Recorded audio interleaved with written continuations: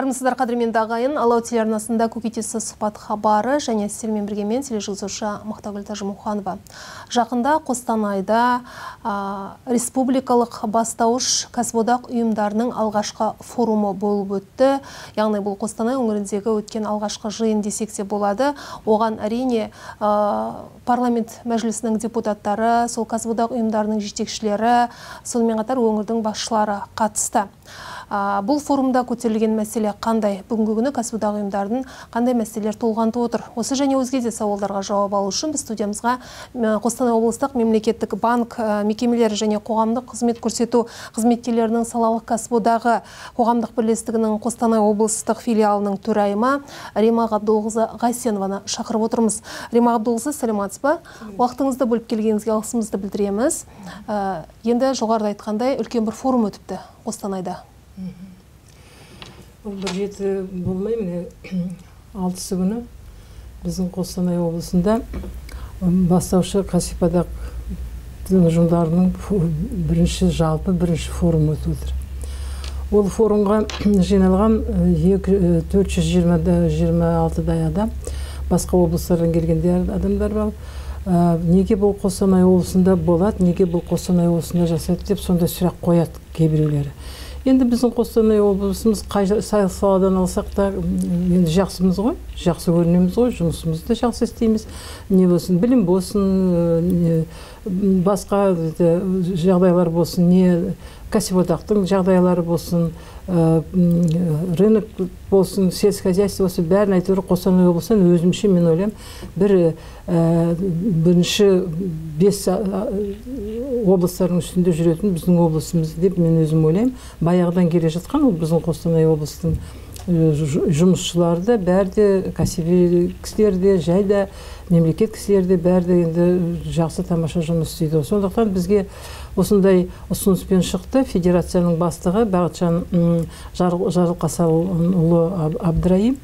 Біз рұқсатымызды бердік, енді қалай енді ол жақсы ғой. Бір жағынан енді бізге көп жүк болды, бір жағынан бәрі келіп біздің жақта болып өздерінің ауызба-ауыз сөздерін естіп, құлағымызбен естіп, бізді енді өзіміз ғана емес, басшылар біздің мына кәсіподақтың бастаушы ұйымының төрайымдарын, төрағаларын шақырдық. Аудандан келген бар. Біздің енді мысалы өзіміздің мынау кәсіби неміз профсоюзымыз, отраслевой профсоюз государственных банковских учреждений общественного обслуживания дейді ғой. Біз Наурызымнан келді, Амангелді ауданынан келді, басқа ауданнан келіп отыр. Осы Қостанайдан 20-дан астам адам болды. Енді бірінші ол айтқанда жақсылығы болғаны біздің әкім қатынасты, Архимед Бекежанұлы қатынасты, аяғынан басына шекеміз сол пленарный заседаниясында отырды, өзі сөйледі, тілегін айтты бәрі жалпы. Сосын мына біздің кәсіподақпен, Қазақстанның кәсіподағымен, енді федерация дейміз ғой, федерациясымен бәрі сол кәсіподақтар сол федерацияға кіреді ғой. Сол федерацияның басшысымен біздің әкім, Қостанай облысының әкімі Архимед Бекежанұлы шартқа қол қойды. Қандай қарым-қатынас болады, не болады дегендей, қандай жағдайлар шешіледі дегендей. Сонда енді мен өзім мысалы көп жағдайларды енді шешіп отырдық қой, бәріміз бірге қосылып. Соған қарағанда мен өзім ойлаймын, біздің облысымызда форумның болғаны бізге бір түрлі деңгейімізді көтеріп кетті Қостанай облысының. Біздің мысалы мен оның алдында біздің мынау ұжымға детский специальный центр оказания, детский центр оказания специальных социальных услуг деген. Ол баяғы осыдан бір жыл бұрын психоневрологический интернат для детей дейтінде. Ол енді орталықта балалар жүрелмейтін, жатып қалған балалар, енді келіп қарайтын балалар, солармен бүкіл жұмыс істейтін өзінің жақсы тамаша ұжымы бар. Соған бір жеті одан форумнан бір жеті бұрын не кәсіподақтың Қазақстан кәсіподағының федерациясының, енді сөйтіп айтайын, федерациясының деп, Қазақстан федерациясының басшысының орынбасары Тенекеев деген келіп кеткен, кездескен сол ұжыммен. Ол ұжымда 100-ден астам біздің мүшелеріміз бар. Кездесіп, солардың нелерін, пікірлерін тыңдап, қалай болады, не болады деп айтқан. Онда біз көтерген неміз, сауалымыз ол мына санитаркалар бар ғой, соларға қалай ақша көтеріледі, жалай қалай болады. Неге десеңіз, енді күрделі жағдай ғой олардың жұмыстары, өте күрделі ғой. Енді қарап, балаларды, жүре алмай айтқан балаларды көтеріп, кигізіп, киіндіріп, анда апарып, жуып, тазартып, ас берген, ол енді вредный условияға жатады ғой. Енді ауыр жағдай бір, жалпы күрделі жұмыс қой енді. Оны көресің, бір барып, бір несіне барып шыққанда, палаталарына кіріп жүргенде, одан қалай шыққаныңды білмейсің. Ойың басқа, сонда аяйсың оларды, өзің мен бір-екі рет, үш ретте барғанда. Олар күнде жұмыс істейді, бірнеше ретте кіріп, тазартып, жуып, тамақ беріп, өлеңдерін айтып, кітаптарын оқып, жатындар жазуға үйретіп, сол енді өте күрделі, өте қиын жағдайда жұмыс істеп жатқан азаматтар мен азаматша, солардың жағдайларын біліп, Тенекеев Мұхтар Бакирович деген кісі солармен сөйлескенде, соны біз айттым ғой, енді жалайығы айлығы өте кішкентай. Басқаларға қарағанда енді соны білмейсің. Сосын енді мына форум өтейін деп атқасын, сосын мен айттым, сол центрдің, мен айтып атқан центрдің төрайымы бар, сол төрайымы лұқсат мен сұрайын сіздерден сөйлесін, ана форумда. Неге ондай ұсыныс бердім? Потому что ол неге кісілер болады. Біріншіден енді біздің федерацияның бастығы айтып отқан әлгі Абраим мырза. Тағы да депутаттар келді мәжілістің. Жоғары жақтың адамдар болады. Аронова. Сосын біздің өзіміздің Центральный комитеттің, орталық комитетінің басшысы жаңа сайланып атқан Жақып Мирболат Хабиб, дағы басқаларды енді біраз үлкен әйгілі жұмыс істеп жүрген азаматтар келді. Енді сол жағдайды мынау санитаркалардың, мынау врачтардың, лечебный физкультура мен музыканттар бар ғой, бәрі балалармен жұмыс істейтін, жай қарап отырмайды ғой.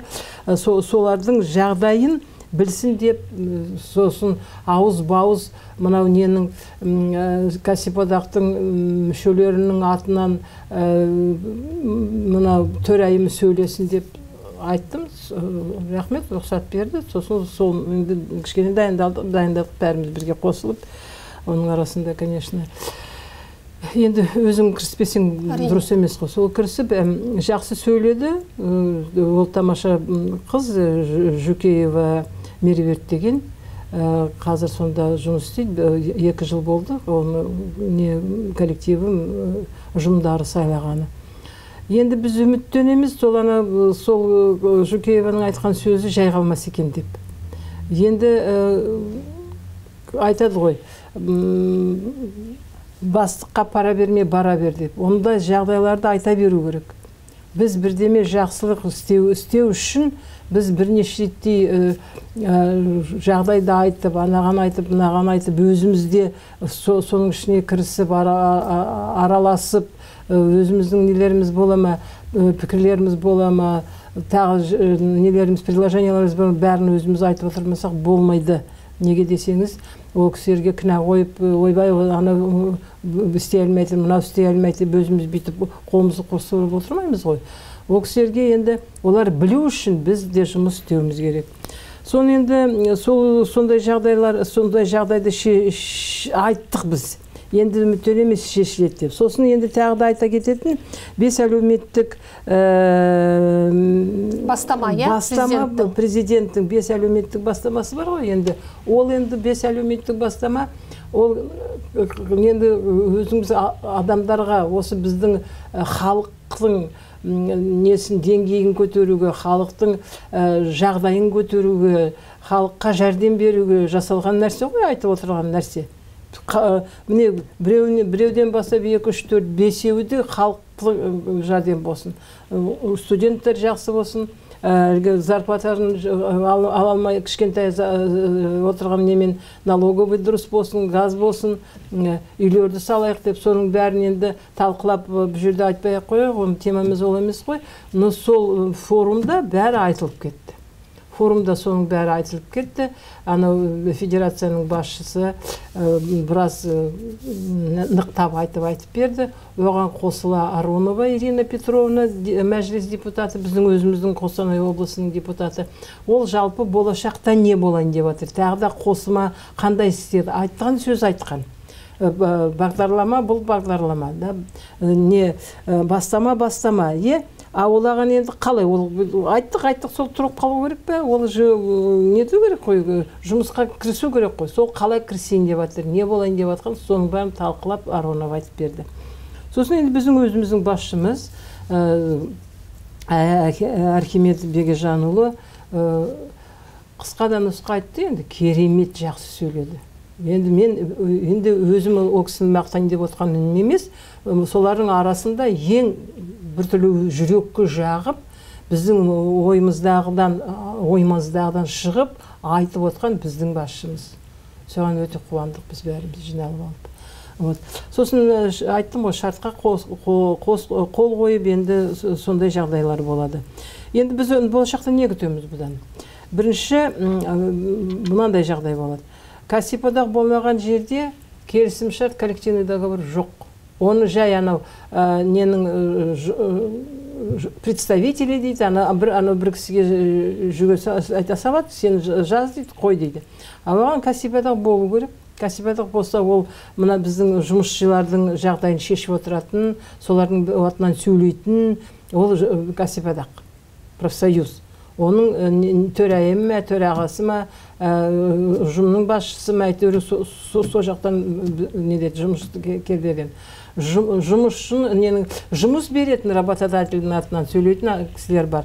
Тағы да сол екі ортада қосылып отырып бәрін нықты қарап, мынандай жақсы болады, мынандай қарасақ не болады, ақылдасып жасап отса, жақсы мынандай коллективный договор жазып отса, соны істеп отса, жағдайын шешіп отса жазылғанның, өте тамаша болады. Соны дұрыстап талқылап берген адамдар бар, айтып, соны дұрыс болу керек деп. Қазір енді мына жалпы кәсіподаққа көзқарау ерекше. Неге десеңіз, біздің мына федерацияның бастықтары бәрі өзгерді. Анау айтады, мынау айтады, мынанда әңгімелер көп, мен өзім ойлаймын. Келген азаматтар, білімді азаматтар. Ол жай келіп отқан жоқ. Олар жас азаматтар. Ең совсем бір 30-ға келмеген азаматтар емес, 40-50 шамасы жұмыс істейтін вақытта. Практикадан келген, білімдері бар, бірдемені өзгертеміз дейді, өзгерткенде олар енді ақылдасып отырып өзгертсе, ол өте тамаша болады. Ал ақылдаспай, жай өзгерте саламыз десе, онда дұрыс болмайды. Мен мынау форумның жүргізгеніне қарағанда, форумда сөйлегеніне қарағанда, айтқан жоспарларына қарағанда, мен ойлаймын, ақылдасып отырып жасайтын.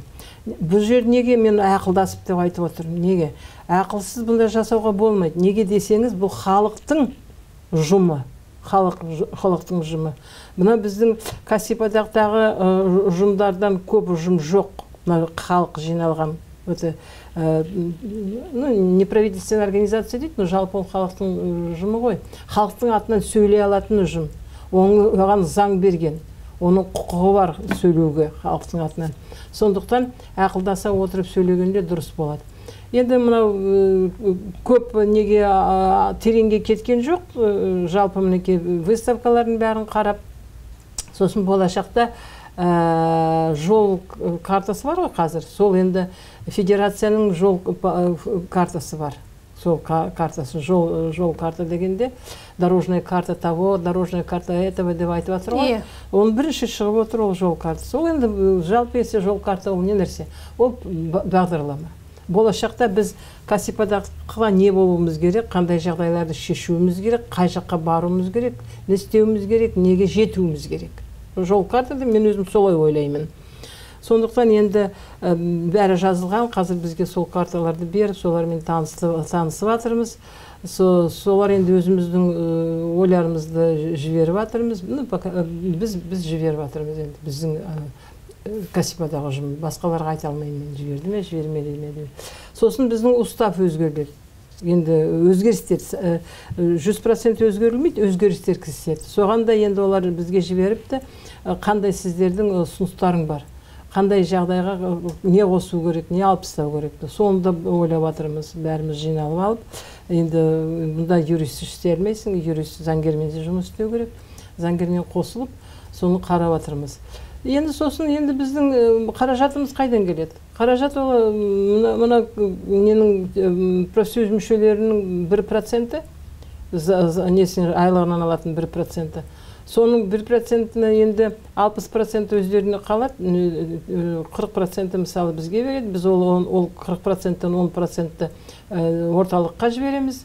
Сол 30%-пен жұмыс істеп жатырмыз. Біз білесіздер, оны бірнеше рет айтқан, мен қандай жұмыстарды істейтінімізді.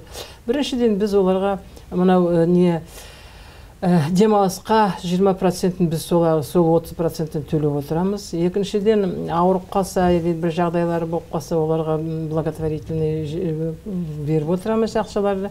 Үшіншіден біз көп мәдени жай шараларды көп өткіземіз. Мәдени шара емес, жай ғана өлең айтып би билеу ғана емес, оның несіне мысалы спорт да көрсетеміз, мәдениетте көрсетеміз, олардың мынау кәсіби профессиональный праздниктарды олар көп қой. Біз мысалы кіммен жұмыс істейміз? Біз әкімшілікпен жұмыс істейміз. Аудандардың әкімшілігі болсын, біздің облыстың әкімшілігі болсын, ол әкімшіліктердің ішінде басқармалары бар. Бір басқарма емес, мысалы бізде 16 басқарма бар, сол 16 басқармамен біз шарт қойдық. Былай болу керек ба? Управление финансов да былай жазылса, управление архитектуры да былай жазылады. Оның бәрін ойланып қарап отыру керек. Соларға қызық болу үшін, соны жайдан және қоймау үшін. Сол енді солармен жұмысты дұрыстап істеуіміз керек. Жалпы мынау кәсіподақтың несі, основасы или негізгі фундаменті деп айтуға болады. Фундаменті ол келісім шарт. Келісім шарт әлеуметтік социальные партнерские взаимоотношения дейді оны. Екі жақта бірге болу керек, үш жақта бірге болу керек. Үш жақта дегенде, үш жақта бізде облыста комиссия бар, трехсторонняя комиссия дейді. Оған енді әкімшіліктен, сосын біздің кәсіподақтан, сосын жұмыс беруші работодательдерден үшеуі қояды, қол қояды. Соларда ойланып бәрінен жазады ғой. Сонда біз бәрін соның жасап отыруымыз керек, оны міндетті түрде. Несі жақсы, мен өзім екі қолымды сол неге шарт болуына мынандай соглашениялар қойылуға көтерем. Неге десеңіз, оған дұрысталып отырып, бәрін әдемілеп тұрып, ойланып тұрып, бірінші адамды кісілерді ойлап отырып қоссаң, ол трудовой кодекстен де артық жағдайлар шешуге болады. Соған соны да ойлап жүрміз. Енді баяғыдан бері ойлап жүрміз ғой. Соны да айтты, қараңдар деді. Енді қазір мен өзім ойлаймын, қазір көз қарауы басшылардың да ерекше болады шығар деп. Міне біздің мысалы көбі бізде енді әкімшіліктер ғой. Әкімдер, көп әкімдермен біз қарым-қатынас жақсы жұмыс істейміз. Енді ара-тұра айтып тұрам жұмыстарын. Кейде болмай қалса звондап тұрам, қағаз жазып тұрам. Мен оған әкімдерге ренжімеймін ешқашанда, олар дұрыс көзімен қарайды. Сосын екінші енді общественное обслуживание, жаңа айттым ғой, орталықтар бар. Үйге келіп қарайтын орталықтар, балалардың орталықтары, үлкен кісілердің орталықтары, үйсіз қалған, күйсіз қалған орталықтары, мамаларының орталықтары, соның бәрі менің кәсіподағыма кіреді. Онда енді жұмыс берушілер, работодатели. Олардың да енді мен ешкіммен былай мені түсінбеген адамдар жоқ деп айтуға болады. Сондықтан қазір ұрыспай, таласпай, екі жақты да дұрыстап ойлап, бірінші ойлағанда біздің кәсіби одақтың мүшелерін ойлап, олардың жағдайларын көтеріп жүрсек, сонда біз орындамыз. Ал біз оны ойламай, тек қана өзімізді ойлап, ештеңе жасамай, ештеңе жәрдем бермей отырсақ, оны отырмау керек, кету керек.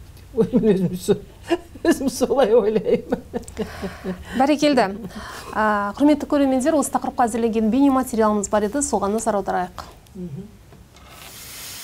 Қостанай облысында 300-ге жуық кәсіподақтар ұйымы жұмыс істейді. Олардың басты мақсаты қатардағы жұмысшылардың мүддесін қорғау. Дмитрий Парфенов алып көлік өндіруші компаниясының кәсіподақтар ұйымында 2015 жылдан бері жұмыс істеп келеді. Жуырда ғана мұнда ұжымдық келісімшарт бекітілген еді. Бекітілген келісімшарттың негізінде жұмыс беруші тарап пен қызметкерлердің, сондай-ақ үшінші жақ кәсіподақтардың міндеттерін айқындадық. Қазақстандағы еңбек келісімшартына енгізілген 2017 жылғы өзгерістерге байланысты ұжымдық мәмілеге әкелді.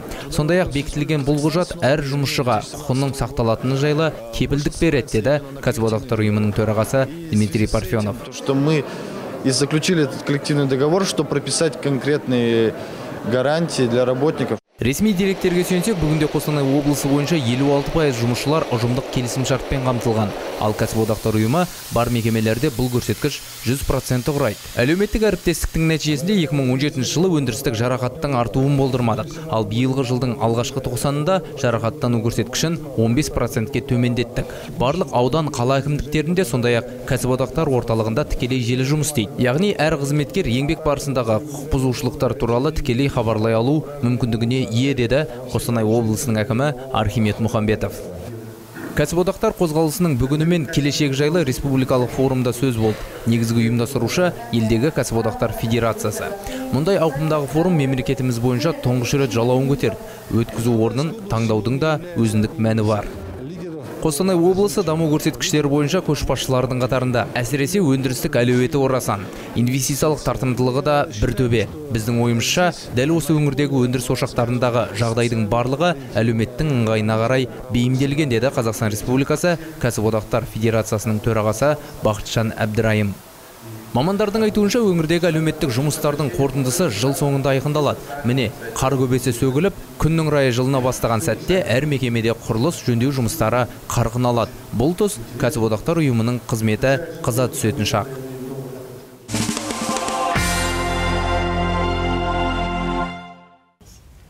Хабарымызды жалғастырамыз. Бүгінгі хабарымыз таяуда ғана Қостанай қаласында өткен алғашқы кәсіподақтар ұйымдарының республикалық форумы жөнінде болып отыр. Бүгінгі әңгімеміз ал студия қонағы Қостанай облыстық мемлекеттік және банк мекемелері мен қоғамдық қызмет көрсету саласы қызметкерлерінің кәсіподақ ұйымының төрайымы Рема Ғабдолқызы Ғайсенова ханым. Рема Ғабдолқызы, әңгімемізді да жалғастырамыз.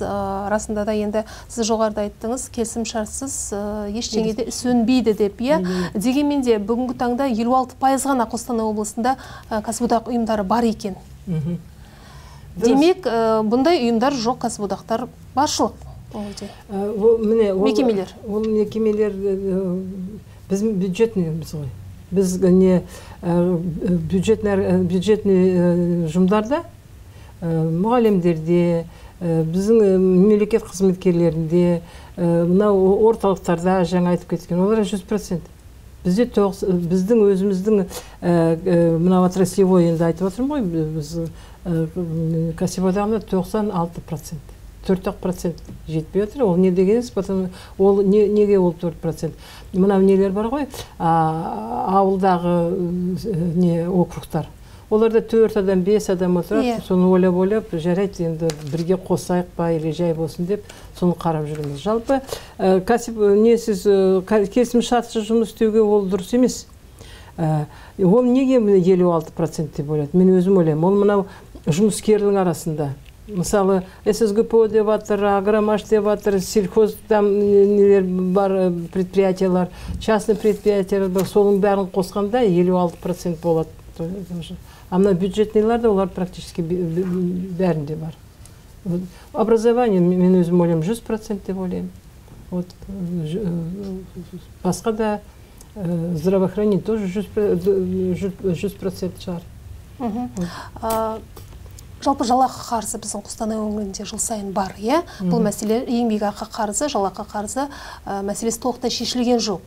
Енді бұл ретте кәсіподақ ұйымдарының рөлі қандай болу керек деп ойлайсыз? Ол біздің вот мына не трехсторонний комиссия болғанда, осы март айының осы 29 ма, 28 ме, қазір енді айта алмаймын.